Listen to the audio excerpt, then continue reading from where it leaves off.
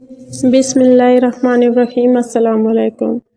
یاجوج ماجوج ایک ایسی قوم ہے جو اللہ کی صاف نافرمان اور آبادی میں بہت زیادہ ہے۔ انہیں سکندر ذوالقرنین نے اللہ کے حکم سے ایک دیوار کے پیچھے قید کر دیا تھا۔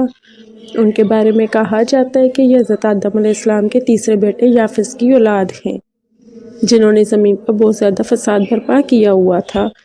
یاجوج اور ماجوج دو الگ قبیلے ہیں جن کے ظلم سے لوگ تنگ آئے ہوئے تھے، جس کے بعد حضرت ذوالقرنین نے ان کے آگے دیوار بنائی، جسے سد اسکندری یا سد ذوالقرنین کے نام سے بھی جانا جاتا ہے۔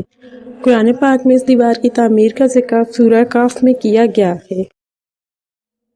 اللہ تعالیٰ ارشاد فرماتے ہیں، اور آپ سے ذوالقرنین کا حال پوچھتے ہیں، کہہ دو کہ اب میں تمہیں اس کا حال سناتا ہوں۔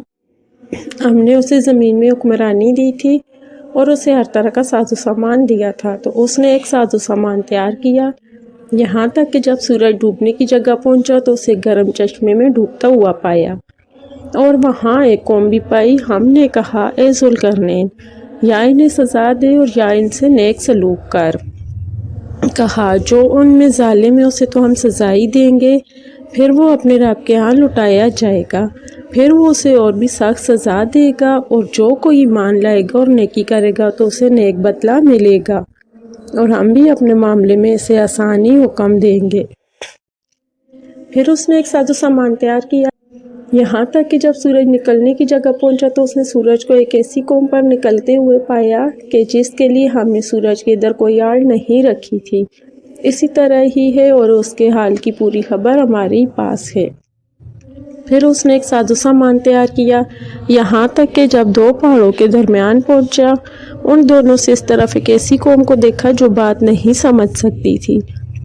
انہوں نے کہا، اے ذوالقرنین، بے شک یاجوج ماجوج اس ملک میں فساد کرنے والے ہیں، پھر کیا ہم آپ کے لیے کچھ محصول مقرر کر دیں؟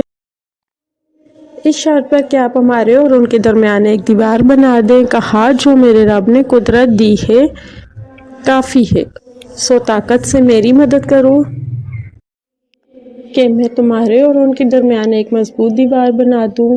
مجھے لوہے کے تختے لا دو، یہاں تک کہ جب دونوں سروں کے بیچ کو برابر کر دیا تو کہا کہ دونکو، یہاں تک کہ جب اسے آگ کر دیا تو کہا کہ تم میرے پاس تانبا لاؤ تاکہ اس پر ڈال دوں۔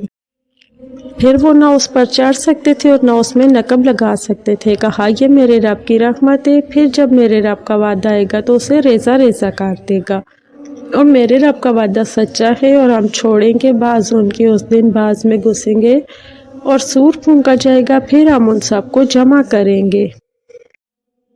یاجوج ماجوج حضرت ذوالقرنین کی بنائی گئی دیوار کے پیچھے قید ہیں، جو قرب قیامت کے وقت ظاہر ہوں گے، زمین پر خوب فتنہ پھیلائیں گے۔ بعض روایات میں آتا ہے کہ یاجوج ماجوج اس دیوار کو گرانے کی کوشش کرتے ہیں لیکن ناکام ہو جاتے ہیں۔ جب اللہ کی رضا ہوگی تو دیوار کی کھدائی کرنے والوں میں سے ایک کہے گا کہ کل ہم انشاءاللہ اس کو توڑ دیں گے۔ انشاءاللہ کہنے سے اگلے روز یہ دیوار ٹوٹ جائے گی۔ یاجوج ماجوج زمین پر پھیلتے چلے جائیں گے، جہاں سے گزریں گے تباہی پھیلائیں گے، مخلوق خدا کو اپنے شر و فساد کا نشانہ بنائیں گے۔ ان کا ایک گروہ جب بھاگتا ہوا جھیل تبریہ سے گزرے گا تو صحیح مسلم کے مطابق وہ سارا پانی پی جائیں گے۔ جب آخری گروہ وہاں پہنچے گا تو کہے گا، کبھی یہاں پانی ہوا کرتا تھا۔ بحر تبریہ اسرائیل میں تازہ پانی کی سب سے بڑی جھیل ہے، اس کا ذکر تورات و انجیل میں بھی آیا ہے۔ حضرت عیسیٰ علیہ السلام نے زندگی کا بڑا حصہ اسی جھیل کے ساحل پر گزارا۔ یہاں سے قتل و غارت کرتے ہوئے یاجوج ماجوج بیت المقدس تک پہنچیں گے اور اعلان کریں گے کہ زمین پر ہمارا قبضہ ہو چکا، اب ہم آسمانوں پر بھی قبضہ کریں گے اور آسمان کی طرف تیر پھینکیں گے۔ جو خون آلود واپس آئیں گے، کوئی ان کا مقابلہ نہ کر پائے گا۔ روایت میں آتا ہے کہ یاجوج ماجوج کی جانب سے آسمان کی جانب سے پھینکے گئے تیروں پر رب تعالیٰ کی قدرت سے خون آن لگے گا، اور وہ سمجھیں گے کہ انہوں نے آسمان کو بھی فتح کر لیا ہے۔ ان کا ظہور حضرت عیسیٰ علیہ السلام کے نزول کے بعد ہوگا۔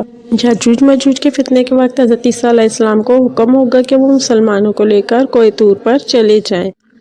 جب طور پہاڑ پر غذا کی قلت پیدا ہو جائے گی تو حضرت عیسیٰ علیہ السلام یاجوج ماجوج کے لیے بد دعا کریں گے، جس کے نتیجے میں ان کے کانوں اور گردنوں میں کیڑے پیدا ہوں گے۔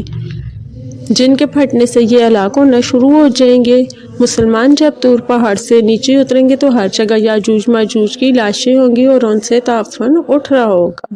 حضرت عیسیٰ علیہ السلام اللہ سے دعا کریں گے، جس کے بعد خاص قسم کے پرندے ان کی لاشوں کو اٹھا کر جہاں اللہ چاہے گا وہاں لے جائیں گے۔ اس کے بعد شدید بارش ہوگی اور ہر چیز دھل کر اجلی ہو جائے گی۔ ہماری دعا ہے کہ اللہ تعالیٰ ہمیں ہر قسم کے فتنے سے محفوظ رکھے، آمین ثم آمین۔